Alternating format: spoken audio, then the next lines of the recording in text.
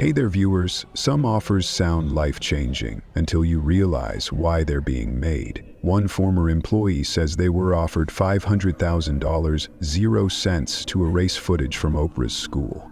They refused, and now they're revealing what they saw and why someone wanted it gone. Let's get into it. Chapter 1, Restoration Project, Cycle 0. My name's Andy, not Andrew, not some documentary filmmaker or journalist, just Andy. I fix old footage. That's it. I clean up broken pixels, stabilize shaky recordings, run de-interlacing filters, and log metadata. I don't ask questions, and I don't make art. I just work. Most of the time I get hired to clean up wedding tapes for people whose parents recorded everything on those little mini DV cassettes back in the day. Or old museum projects. Shaky handhelds of school plays from the 90s, that kind of thing. Quiet work. Paid well enough to cover rent and coffee.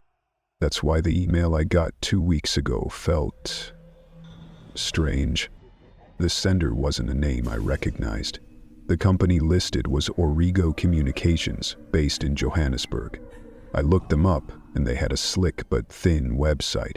Media preservation, archival digitization, and historical editing services. Mostly corporate stuff. What got me was the fee, 60,000 Rand up front, almost 3,000 USD, just for accepting the job, and double that if I completed it within a month. The subject line said, Restoration Project, Cycle 0, Confidential. I don't usually work with NDAs, but I've signed a few. And this one was stacked 9 pages of legalese, all of it signed off before I even got the download link. The footage came in encrypted segments through a secure cloud server. 31 files, most of them between 5 and 20 minutes long, all time-stamped between 2007 and 2011. Each one named something like odd all hall B2 cam 1 _ 1207 MKV, or odd dorm 1 RM5 _ cam 2 _ 409, all with the same prefix, O, OW. The folder was labeled simply OLAG Vault Footage. I'd heard of OLAG, of course. Oprah Winfrey's Leadership Academy for Girls, the school she built in South Africa. I remembered the headlines from years ago, something about a staff member getting charged and then a dead baby being found in a student's bag, but that was all background noise. I didn't follow celebrity stuff. Still, as soon as I opened the first file, something felt off. No sound, for one, not even room noise, no static, no ambient hum, just total clean silence. The footage wasn't corrupted, it was muted. And the quality? Way too clean for 2007 surveillance. High frame rate, crisp. No visible watermarks or camera overlays, just hallways, girls in matching uniforms, walking silently through tiled corridors. Every few minutes, one would stop near a mirror, sometimes glance into it, sometimes not. Sometimes, the mirror wouldn't reflect her at all. At first I chalked it up to lighting issues. Low-angle cameras and glass can do weird things in low light. But the more I watched, the more the glitches didn't feel technical. In one clip from 2009, labeled Cam 4 Hallway North Wing, a girl walks down a long windowless corridor. She walks slowly, too slowly, almost like she's counting her steps. Halfway down, she turns her head, not all the way, just slightly, and looks at the wall. Not at anything, just the wall. Then keeps walking. I blinked, rewound, same thing. I played it again, but this time, just before she turns, the lights above her flicker. One frame, just one. You can see something in the reflection of the polished floor. Another figure, standing in the hallway. But there's only one girl there. Then I loaded a different file. Same hallway, different day, different girl, but she walks the same path in the same rhythm. And halfway through, she looks directly at the camera, and she smiles, then vanishes.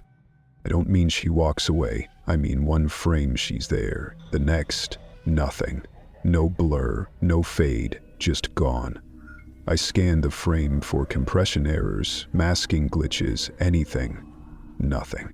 She just disappeared mid-step. At that point, I paused the work. I wasn't scared, exactly, but I felt that little pinch in the chest you get when you realize you've stepped into something deeper than you meant to. Like when you're hiking and realize the trail you were on has faded, and there's no path back. Still, I'm a technician, not a storyteller. So I cataloged it, tagged the time codes, logged it as frame drop error, possible sync issue. That night I couldn't sleep. I kept thinking about that smile, not the way she vanished, but the smile itself. It wasn't forced. It wasn't scared. It was knowing, like she was in on something I hadn't figured out yet. A few days later, I found the promo cut V4 folder. It wasn't in the root directory. It was buried inside another zip archive labeled staging_press_2011_final. I assumed it was just a media pack. I almost skipped it. Inside were a few graphics, some photos of the campus, and one .mp4 file. In Student 5, Edit, MKV. It was 14 seconds long. A student sits in a wooden chair in front of a bookshelf. Classic promotional shot. Light from the side. She's in uniform. Her hair is braided neatly, and her hands are clasped in her lap. She opens her mouth, and nothing comes out. Her lips move. Slowly, deliberately, but there's no audio. Not even file silence. There's literally no audio track encoded. I tried syncing the mouth movements to anything. Hello, my name is, I attend log, I am grateful. Nothing fit. Her speech didn't match any common phrase. And near the end of the clip, as she blinks, there's this tiny twitch at the corner of her eye, like she's trying not to cry, or trying to remember something she was told to forget. I flagged the clip. I didn't send it anywhere. I just marked it in my log as Promo 5, visual inconsistency, missing audio. That was it. No commentary, just a tag. 2 days later, my phone rang. The number was South African, but unlisted. I don't usually answer unknown numbers, but I was expecting a delivery. I picked up. The voice was male. Calm, not corporate, not legal, but not friendly either. It sounded like someone who reads call center scripts without needing the script anymore. He said, "Andrew, thank you for your work on Cycle Zero." I froze. Hadn't used that phrase anywhere. Not in the logs, not in the metadata, nowhere. I said, "Sorry, who is this?" He ignored the question. "We'd like to offer you a bonus for your discretion. $500,000 tax-free. You would simply agree to delete all copies you've made of Cycle Zero materials and confirm you will not distribute or reference any findings beyond your assigned index tags. The payment would be immediate." I said nothing. He continued, "If you prefer, we can wire the funds to a South African intermediary and route through a freelance licensing agreement. Clean, you'll never need to discuss this again." I asked him how he knew what I had seen. He didn't answer. He just repeated the phrase. Cycle Zero was never meant for archive, only for rehearsal. We'd prefer not to reshoot. He ended the call. I didn't sleep that night either. I copied all the files to a secure drive, then another, then printed the logs to hard copy. I backed up everything, multiple times, encrypted the folders, labeled them as unrelated B-roll, and locked them away. But I kept thinking about that phrase, rehearsal, reshoot. This wasn't about documentaries. This wasn't about marketing. Someone had gone to incredible lengths to stage something inside that school. And someone had filmed it. I still hadn't replied to their offer. Still haven't. But they already knew what I saw. I hadn't said anything. So how did they know? Chapter 2. No metadata, no exit. I couldn't stop thinking about that call. The way he'd said it, we'd prefer not to reshoot. That wasn't how a media company talked. That wasn't even how a legal team talked. That was the language of someone trying to keep something rehearsed, controlled, contained. I didn't go back to the footage for 2 days. I needed the distance.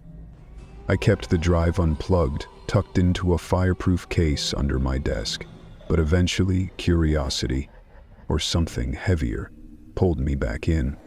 I powered everything on and ran a full scan of the storage device, not just for corruption this time. I wanted to see if there were hidden partitions, encrypted files, nested structures. The drive architecture looked basic at first, but once I dug into the unused sectors, things started showing up. There was a second layer of folders hidden under dummy names. You wouldn't find them unless you were running forensic tools. No thumbnails, no previews, no metadata. The folders were named in clean, uppercase text, all short, cold, like section headers in a training manual. The first folder was titled Cycle 7, Rehearsal Candidates. The second, Door Monitor Reports, Compliant. I stared at the screen, just holding the mouse over the folder name. My stomach felt heavy. I don't know why, it was just text, just folders, but something about that word, rehearsal, made my palms sweat. The files were a mess, grainy, overexposed, some broken up into fragments, just 3 or 4 seconds long. There were no camera overlays, no time codes, no watermarks, nothing to indicate what was recorded or why. The first one I opened was almost 5 minutes long. It was a single static shot of a dormitory room. Small tiled floor, one cot. One girl sitting on the edge of the bed, hands in her lap. Her uniform was pristine, too pristine, like it had just come off a mannequin. Her hair was tied tightly back. She didn't move. Not for the first 2 minutes. Then, without changing her expression, she turned her head toward the corner of the room, toward a mirror. It was a wall-mounted piece, the kind you'd see in a cheap motel. But she didn't look into it. She looked at it, like she was watching someone inside it. Then she stood up, slowly, walked to the mirror, and just stood there. Another minute passed. Then she raised her hand and placed it against the glass, and stayed like that, frozen. The file ended without sound. No footsteps, no breathing, no audio track at all. The next clip was from a different room, same layout, same cot, same mirror, but a different girl this time, same uniform, same tight posture. She didn't walk to the mirror. She sat on the floor, facing the wall, for the entire duration of the clip. When I looked closely at the corner of the frame, I saw something, barely. A clipboard, resting on a chair. It looked like it had been left there unintentionally, like someone forgot to move it out of frame. It zoomed in, adjusted contrast. The paper on the clipboard had 4 words printed across the top. Reflection mismatch tier 2. Below that, handwritten in thick black marker, remove sketchbook. And under that, in all caps, harmonic re-entry pending. I leaned back from the screen. That was the first time I felt real fear. Not because of what I saw, but because I didn't understand any of it. These weren't surveillance recordings. They weren't media B-roll. These were procedures, rehearsals, maybe, or something else. I scrubbed through the rest of the folder, at least 40 more videos, all similarly structured. Girls either standing still, staring at walls or mirrors, or sometimes drawing. But the camera never captured what they were drawing, just their hunched shoulders, their silence. I tried to extract metadata from the files, anything at all. Camera model, render timestamps, audio channel info, but the files returned nothing. Every technical field was blank or corrupted. No creation date, no modification date, no compression tag, just Blank. That shouldn't be possible. Even the worst pirated footage from the early 2000s has some trace of source, but this was sterile, clean in the wrong way, like someone wanted it to be invisible to every system but their own. I kept going. Eventually, I found her again. The girl from the hallway. The one who had smiled. The file wasn't labeled with her name, just a string of numbers. 22, 10, 7, 7, C, reflect.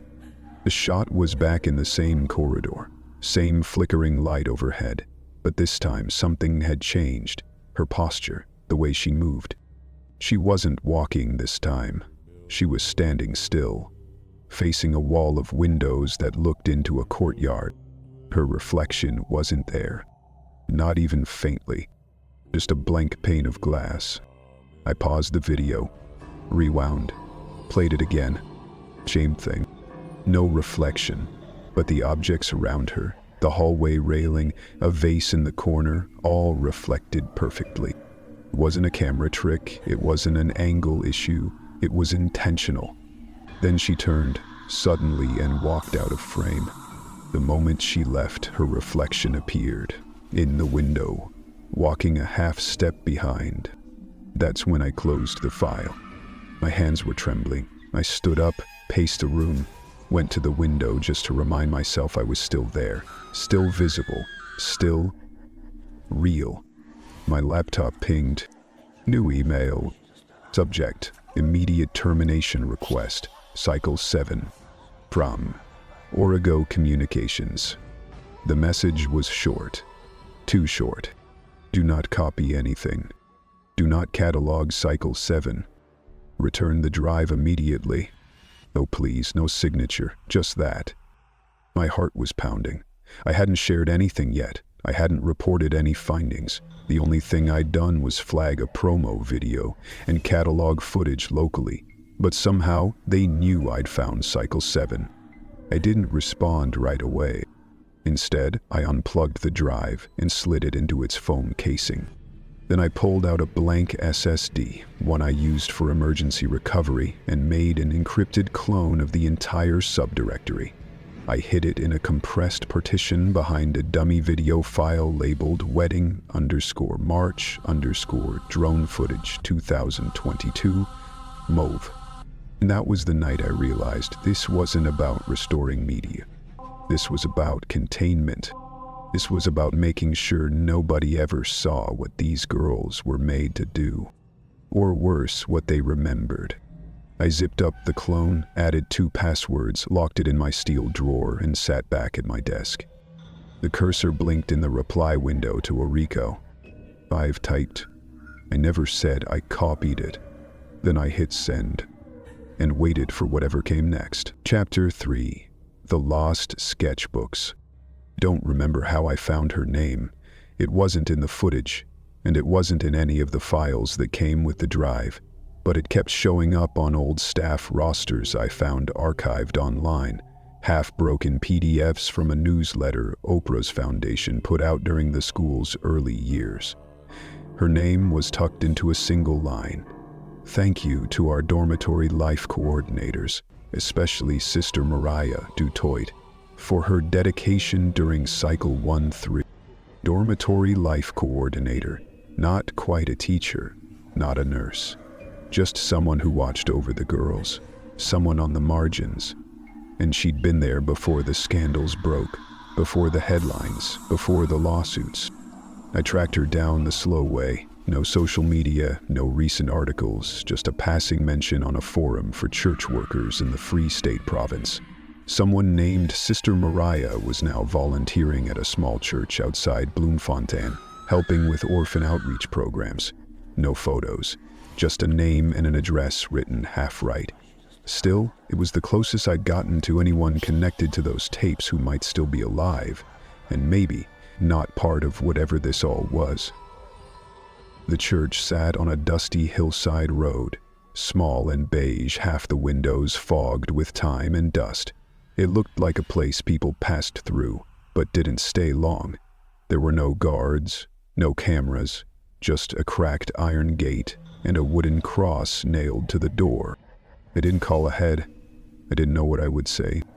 Inside, it smelled like old paper and cleaner. Someone had scrubbed the floors recently, but the wood still creaked like it remembered too much. I found her folding donation clothes in the back hallway. Short woman, maybe 60, white hair pulled into a tight bun, sleeves rolled up over her wrists. She didn't look surprised when I said her name. "Are you the one with the drive?" she asked. Her voice wasn't scared, just tired. I nodded. We didn't talk in the hallway. She led me to a small back room lined with filing cabinets and religious posters. A single chair, a desk that had seen better decades. "You're not the first," she said. I didn't ask who the others were. She sat, opened a drawer, and pulled out a small brass key from beneath a false bottom. Then she crossed the room, moved aside a poster of St. Agnes, and unlocked a narrow cabinet behind it. From inside, she pulled a manila envelope, old, soft at the edges, sealed with brown string. She didn't hand it to me at first. She just looked at it. "Ass stayed too long," she whispered. Thought it was discipline. Thought it was for their future. But it wasn't school, not for them. Then she handed me the envelope. "I was never here," she said, "and I didn't see you leave." I took the envelope and walked out without another word. She didn't follow. I waited until I got back to my motel to open it. Inside were photocopies of sketchbook pages. Dozens of them. Most were in pencil, faded, grainy, hard to make out in places, but the shapes were clear. Each page showed a courtroom, sometimes viewed from above, sometimes from behind the judge's bench, sometimes with no judge at all, just rows and rows of seats. And in every courtroom, girls in uniforms. Some pages had notes scrawled into the margins, not in full sentences, just fragments. Things like, "The doors don't open." We waited for her verdict. "No one leaves unless she says draw." And then, about halfway through the stack, I found one that made me freeze. Girl, seated at a desk. The angle matched a scene I'd watched 3 times now. The hallway footage, the smile, the walk, the sudden disappearance. But this wasn't the hallway, it was her desk. And on the desk, in the drawing, was a VH. She'd labeled it in capital letters. Performance. Final. I stared at that word again. Performance. Not lesson. Not punishment. Not record. It was always a performance. I turned the page. Together. Another girl. Different hairstyle, different build, drawing something with her head lowered. She was seated in the center of a circle. Around her were empty chairs. Behind her was a wall of mirrors. The caption on this one, barely legible. Belly said if I drew it right, I'd be me again. Another. A girl holding a small sign in front of her chest. Just like the ones in those old school ID photos. But instead of her name or date of birth, the sign read, "I am not me yet." My mouth felt dry. I kept flipping. Every sketch was another layer, a reflection of something never meant to be captured. And yet these girls, whoever they were, had been drawing their own archive, their own truth. And then I reached the last page. It wasn't labeled, no caption, no signature. Just a figure, seated at a desk. The room behind him was dim, a single light from above casting a cone around his chair. A laptop sat open in front of him. His head was down, focused on the screen. His face wasn't detailed, just a vague outline, shadows under the eyes, scruff on the chin. But it was enough. It was me. And in the sketch, the laptop screen didn't show code or footage. It showed a mirror, a tiny rectangular mirror. And inside that mirror, faint but visible, was the girl, the one who had vanished. She was smiling. I sat there for a long time, staring at that last sketch. I tried to tell myself it was coincidence, that Sister Mariah had drawn it recently, maybe after I reached out, that this was a warning or some kind of symbolic guilt. But the date on the bottom corner of the paper, written in the same pencil, was 2010. That was 15 years ago. I checked the other pages. Most were undated, a few were signed with names I didn't recognize, but this one was different. This one wasn't a warning. It was a record. If she drew me, that meant she saw me. Or maybe she remembered me. And if that's true, then she wasn't gone. Not really.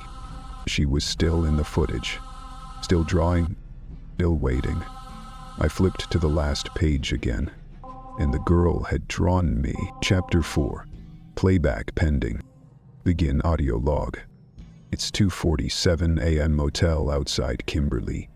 The walls are thin and the fluorescent bathroom light won't stop buzzing. I shoved a towel under the door and unplugged the smoke detector just in case. I've been trying to scrub the VHS footage for 3 days now. The one from the sketch. The one with the tape labeled Performance Final. It didn't come from Origo's cloud. It wasn't on the drive. It was buried in one of the sketchbooks, tucked behind the last page, like someone slid it there for safekeeping. It was a copied tape, a dub of something older, worn and warped and dirty and locked and safe. So quick and easy, it seemed almost undreamable. Willful, loving, touched with hope and dirty. A loving, dirty. A loving, dirty. At first I couldn't get it to play. My converter choked every time I fed it through. Lines across the screen, audio drops, black frames that lasted too long. But I kept cleaning the heads, adjusting the tracking, rehendering every segment. And then, just after the 5th attempt, the screen flickered into motion. Not a countdown, not a school logo, just her voice. Oprah. But not her voice from a stage, not from a speech, not from anything public. It was intimate, low, like she was coaching someone off camera.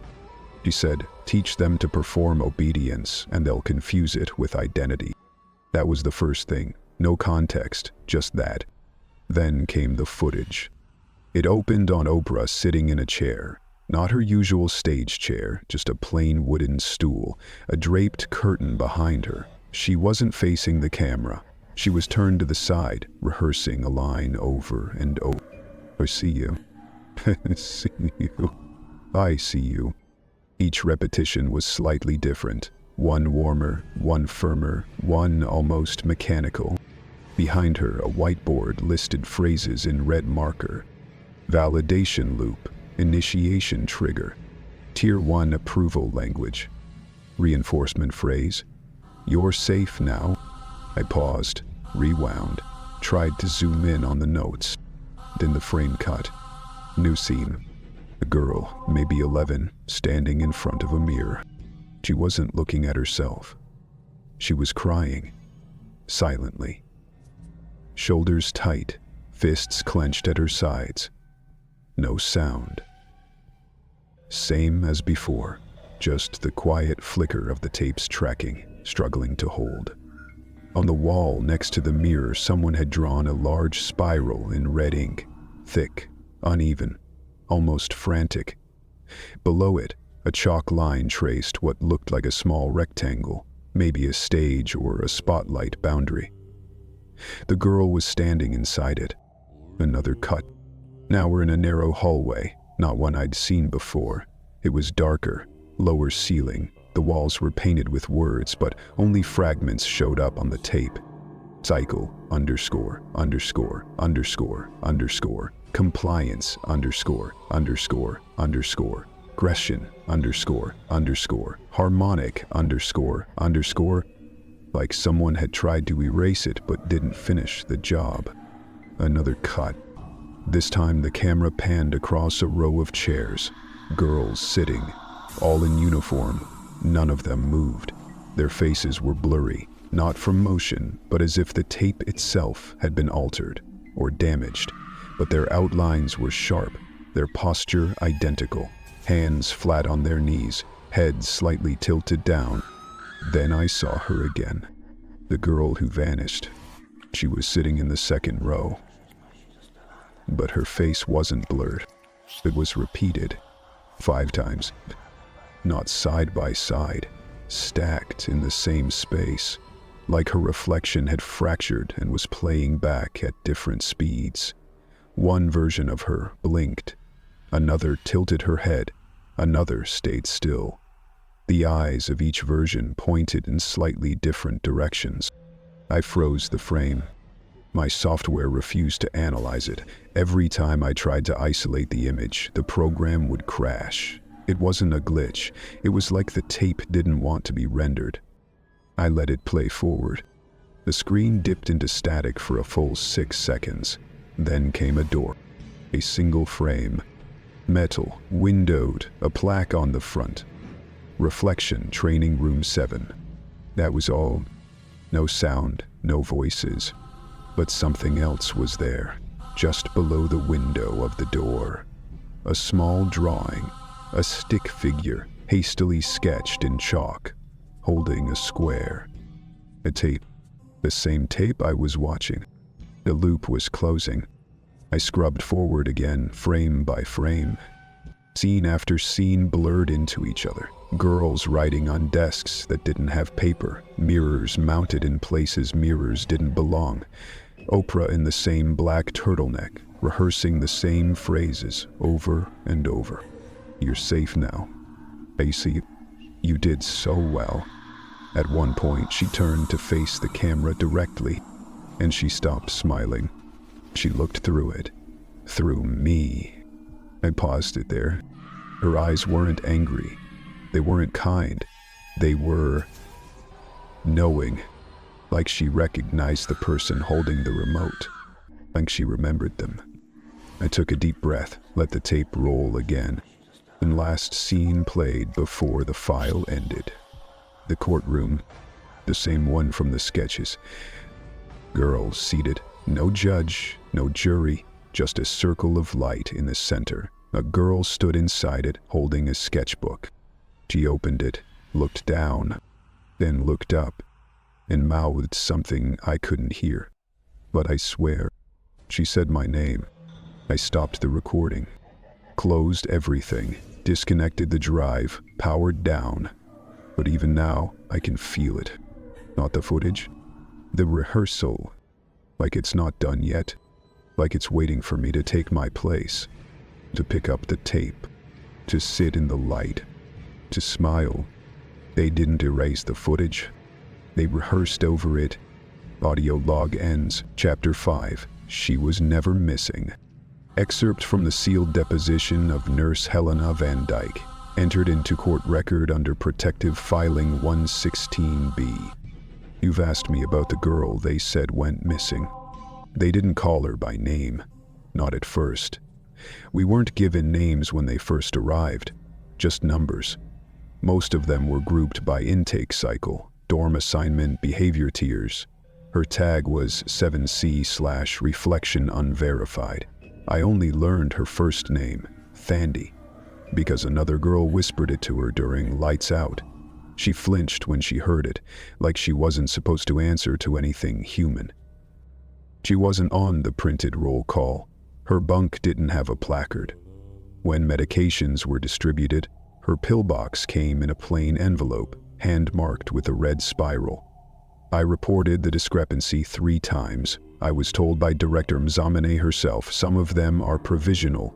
Reflection needs time. That was the phrase they always used when something didn't add up. Reflection needs time. In 2009, during the first week of July, Tandi disappeared. I don't mean she ran away. There was no panic, no alarm, no lockdown. It was quiet, like she was quietly erased. That morning her cot was made perfectly, slippers aligned, blanket folded, but the sheet was damp, not from water, from sweat. I lifted the pillow and found a small paper scrap underneath, a child's drawing, stick figures in a row, all standing in a circle. One figure stood outside the ring, a question mark above her head, and next to her, written in pencil, barely legible. Feeling depressing. Can you see me yet? I took it to the dorm administrator. She asked me if I'd already logged the absent. She said no, I was still waiting for the updated attendance sheet. She said, then don't. She's early transfer compliant, unresolved. That's when I knew something was wrong. Early transfer was a term we used when a girl's parents pulled her out early. Family emergencies, funding cuts, visa issues. But Tandi had no listed family, no application form, no guardian contact on file. I checked every system I had access to. She was never officially enrolled. There was no fingerprint record, no ID scan, no medical log. She had lived on campus for almost 2 years. But on paper, she'd never arrived. I asked the campus security team if they had any footage of her leaving the premises. The supervisor showed me the logs. There was no exit footage. Not from the gate, not from the back fence, not from the underground corridor behind dorm block C, where the visiting speakers were escorted in and out. They asked for the internal camera logs, the hallway near the dormitory, the dining area, the arts room. All the footage from that week was marked corrupted. All of it. I was told to file a termination note in her health profile and move on, but her profile wouldn't let me save the file. It kept prompting me for an administrator code labeled Reflection Protocol Override. When I asked for access, I was given a new paper to sign. It was labeled Tier 2 Internal Compliance Acknowledgement. I didn't read the rest. I didn't want to. I just signed it. I think about that every night. But what stayed with me most didn't happen in a file room. It happened 3 weeks after she vanished. I was finishing rounds late one evening. Most of the lights were off except in the nurses' station and the west dorm hallway. The wind was heavy outside, rattling the upper vents. The entire east wing, including the performance hall, had been sealed for the break. No students allowed, no scheduled programming, just darkness. But as I passed the stairwell near the west hall, I heard it.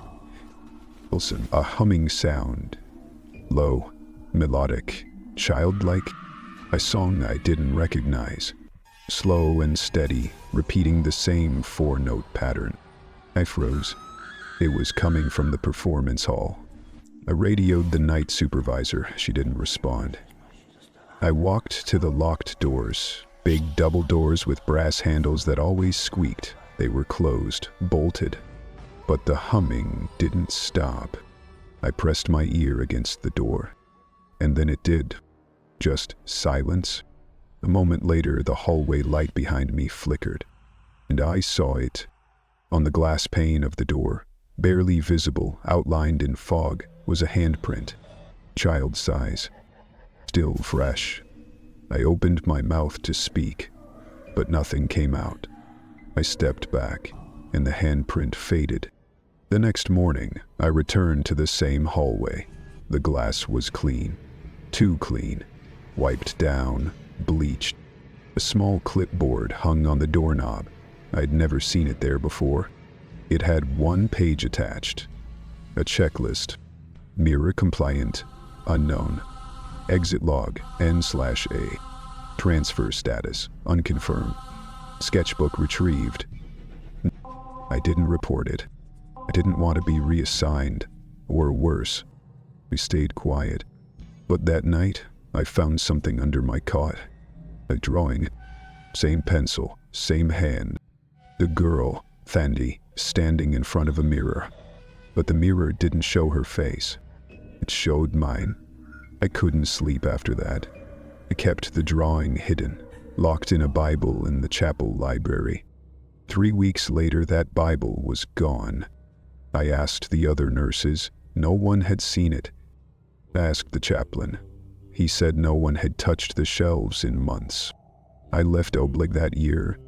They said I was resigning due to fatigue. That's what the letter said. I never wrote that letter. But I didn't fight it. I just wanted to leave. And now years later you ask me what happened to her. But she was never missing.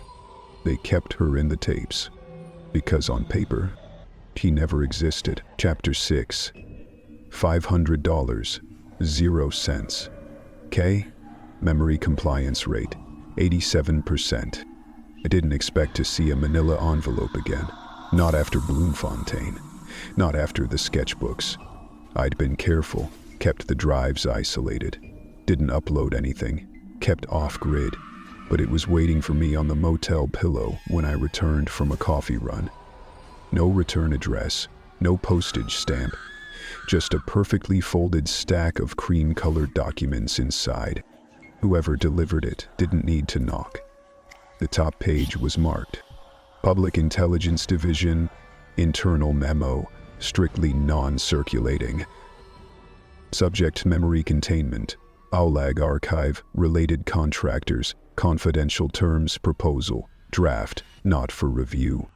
It was written in soft gray ink, like someone didn't want it to show up clearly in a scan. I started reading, and I couldn't stop. The memo was a legal settlement proposal, at least on the surface, but the language wasn't legal in any court I'd ever heard of. These weren't NDAs, they were scripts, rituals in paperwork form. Each section was broken into clauses and cycles. Clause 1, Visual Containment Protocol. Clause 2, Memory Compliant Asset Release, Tier 1, Media Technicians. Clause 3, Vault Integrity Non-Disclosure, Sketch Artifact Protocol. The document acknowledged that certain unrendered or misclassified footage had entered post-production circulation between 2007 and 2012. It referenced non-consensual visual intersections between asset material and classified mnemonic rehearsals. That was their phrase for it. Mnemonic rehearsals. Like memory was something that could be staged, filmed, and edited. Clause 2.3 caught my eye. It stated, under no circumstances should sketchbook artifacts be permitted to intersect with unredacted or unsealed footage blocks. If intersection occurs, initiate either erasure or contractor reimbursement within 48 hours. Offer cap, $500,000, 0 cents. My jaw tightened. It wasn't just the amount, it was the fact that I was reading a policy that assumed this would happen, that someone, maybe many someones, had seen drawings bleed into real footage, and that the official protocol wasn't to report it, but to pay it away. There was a whole table beneath the clause, listing contractor IDs next to codes. A49. Overlap confirmed, paid. V17, refused terminated access. Unreachable, 22, erased footprint. D8 compliant, memory reinforced, 87%. That one stuck with me. Memory compliance, 87%. What was the missing 13%? The next few pages were redacted with thick black blocks, but one phrase kept repeating in the margins. Fault, exposure, asset failure. Rehearsal can absorb deviation. I didn't understand it at first, but the longer I sat there, the more it clicked. They weren't just storing footage. They were storing people, memories, experiences that weren't remembered but performed. The last page was a map of internal OLAG drive folders. Most of it I'd seen, hallways, dorm footage, rehearsal loops. But at the bottom, in tiny font, was a flagged subfolder. Sketchbook overlap, do not render. I closed the memo, turned to my laptop, plugged in the cloned drive. I shouldn't have searched for it, but I did. And it was there, hidden under 3 dummy folders labeled Audio Temp, Legacy B-Roll, and Pending Transcode. Inside the last one, a file. 7 C _ reflect _ S = final move. No timecode, no size, no metadata. I lorded it. The screen stayed black for 2 seconds. Then a pencil began to scratch. The first image was simple. A girl sitting cross-legged, sketchbook in her lap, head tilted down, no expression, just the repetitive motion of drawing. Then another frame. Same girl, but this time her page was visible. She had drawn herself, sitting cross-legged, drawing. I blinked.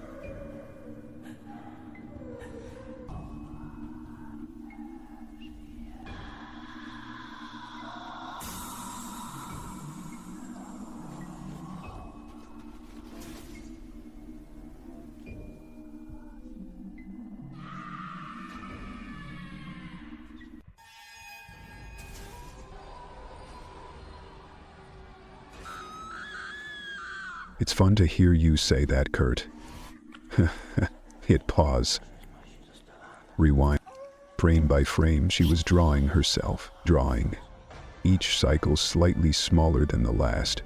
Loop, a spiral. Then, in the next frame, she looked up, not at the camera, at me. Her eyes were exact. Not stylized, not simplified, rendered. Like she had drawn them after staring into a mirror for hours, as if she remembered every part of the archivist who would eventually watch her footage.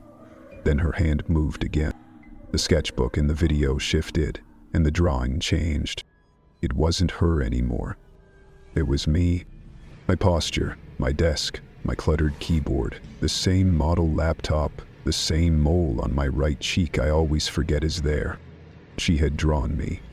Watching her, and then, I don't know how else to say this. Her lips moved. She said my name.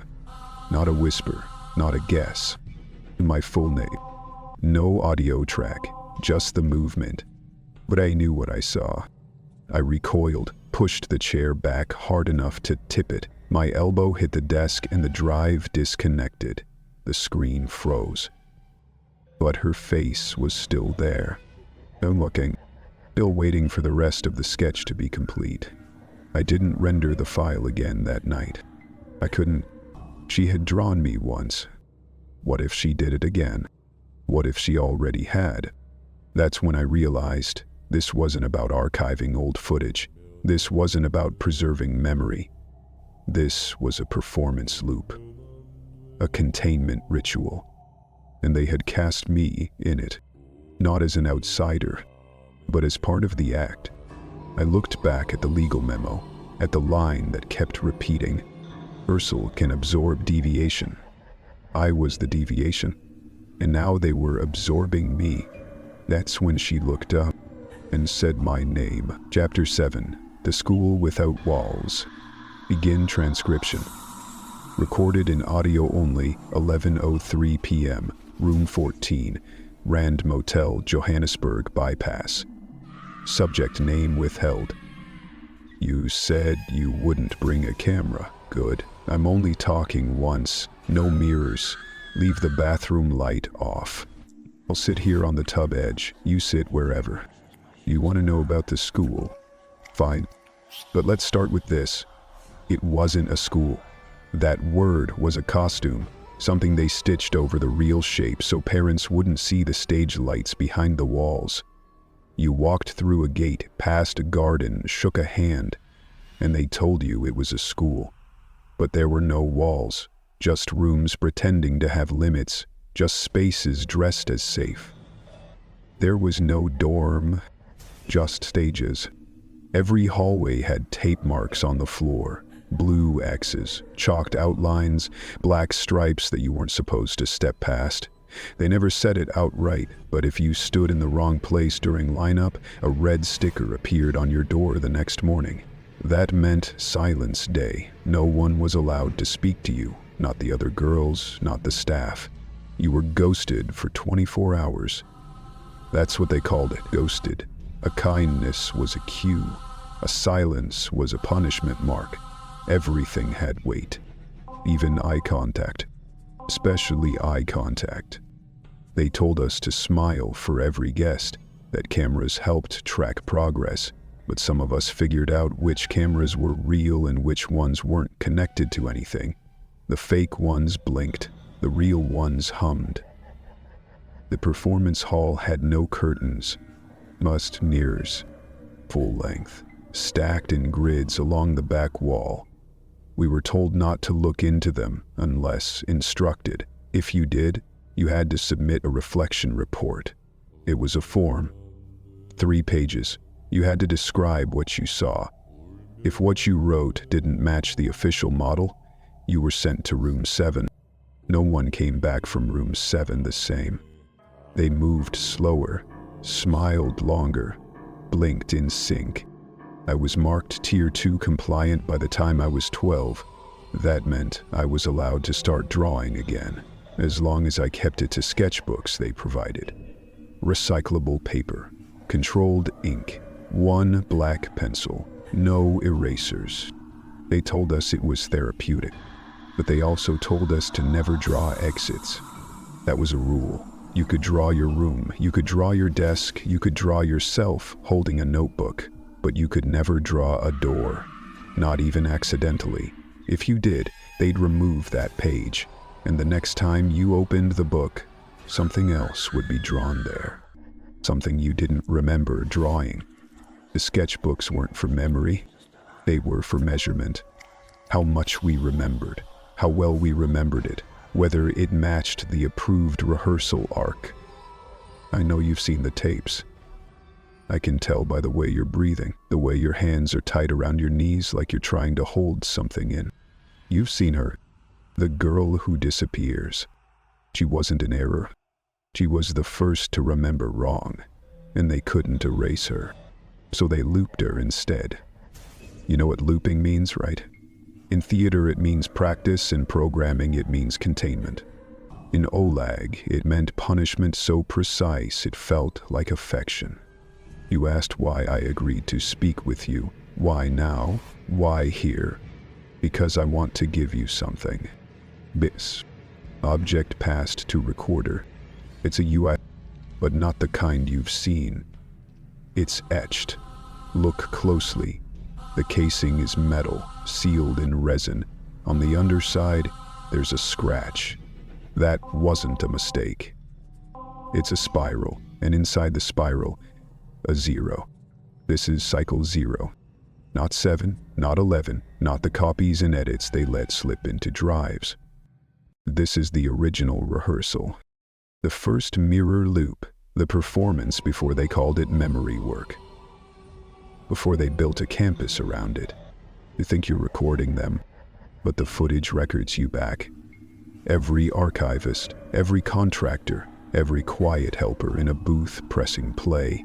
You're not just storing it, you're storing yourself inside it. Over time, the system learns your rhythms. It sketches you the same way we were taught to sketch our own silence. You felt it, haven't you? The feedback, the reflection mismatch. You saw yourself in a scene that wasn't supposed to have you. You thought it was an accident, but it wasn't. It was the sketchbook overlapping. When you plug in this drive, the loop completes. You'll see the performance, the way we saw it. Not from outside the camera, from inside the rehearsal. You'll understand what cycle 0 really means. You'll see the first girl draw her own sentence, then draw you into it. Just don't try to extract it. Don't copy it. Don't catalog it. Just watch. But only once. After that, destroy it. If you watch it twice, it starts remembering you. I'm going now. You don't need to say anything. Just wait a few minutes before you leave. And don't look in the mirror on your way out. And interview ends, 11:47 p.m. I sat there for a long time after she left, just me and the USB. The bathroom smelled like detergent and metal. The mirror above the sink was covered with a towel. I brought the drive to the desk, plugged it in. No folder tree, no password, no splash screen. Just one file. Memory asked, playback pending. And the thumbnail was my face. Chapter 8, Erase Me If You Can. Final log. Recorded 2:14 a.m. Unnamed Motel, Western Cape. They think I'm still in Johannesburg. I left 2 weeks ago. No paper trail. Paid cash for the bus, for the motels, for the second-hand phone. I never stay longer than one night in the same place. I keep the mirrors covered, the windows blocked. I unplug every appliance and watch the wall outlets for changes. But it doesn't matter. The footage followed me. Not through the cloud, not through metadata or leaks. It's here, physically, somewhere inside this laptop, maybe in the circuitry, maybe in the drive sectors that no partition table knows how to map. I've wiped it twice. Factory reset, deep scan, repartitioned the entire SSD and cloned a Linux shell over it. And still, when I open the screen in the dark, when there's no power source, those same symbols pulse in the corner. Spirals, hourglasses, and that single phrase that keeps coming back. Reflection compliant, playback verified. I haven't slept more than an hour at a time, because the camera on this machine turns on at night, even when it's closed, even when it's off. I've caught it once in the reflection of a window, the tiny green light flickering, and always it happens just after 3:03 a.m. and that number again, the cycle, the timestamp. I tried to destroy the USB she gave me, the Cycle 0 drive.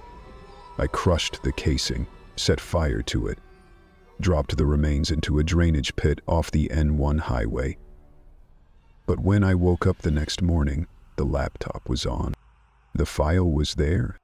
Same title, memory asset, playback pending. No matter how many times I delete it, it comes back. Not as a ghost file, not as a shortcut, as a real file, with size, with structure. I even tried uploading the footage. I thought maybe, if it went public, if someone else saw it, it would break the loop. I submitted it to 3 independent archives, a darknet forum, and a dead drop server I used to work with during my freelancing days. Every time, it failed. Not a technical failure. The upload would go through. But when I checked the file on the other end, the title had changed. Final performance compliance verified. No footage, just static. In my reflection, not a recording of me. Just looking into the screen. At one point, I tried to rebuild the first tape. The hallway scene, the one I started with. I thought maybe if I retraced my steps, isolated the exact file, viewed the first anomaly, I could understand how it started, how I got written into it. So I played it again, and the girl walks, step by step, same rhythm, same tilt of the head, but this time when she passes the mirror, I see myself in the reflection, not as a watcher, not as a technician, but holding the camera. According, she smiles, not at the camera, but at me, like we both know how this scene ends, and like she's done this before. I don't remember filming it, but my hands do. They twitch at the same places she blinks. My shoulders tense when she turns. And part of me remembers this footage, not from seeing it, from performing it. I know now that the $500,000 sense wasn't a bribe. It was a severance package, a payoff to let me forget my role, my cue, my line. But I didn't forget. I kept watching, kept scrubbing the footage, cataloging the frames, annotating symbols I thought were broken overlays. I rehearsed the memory again and again, until it wasn't a memory anymore. It was a script. Mark, I found one final recording on the drive tonight, titled with a date that hasn't happened yet. Tomorrow's date. The frame is empty at first, just a motel room, this room. Then, frame by frame, I walk in. Sit at the desk. Hour on the laptop. Start talking. Same shirt, same scars, same breath. This is the log I'm recording now. It's already there. It's already happened. The final 10 seconds are silence. Then she appears again. Center frame. Same girl. Same smile. She speaks. No sound. But I know what she's saying, as I can hear it now even with the speakers off. She says, "They offered you money to forget, but you already rehearsed the truth. You were always part of the show." Recording ends.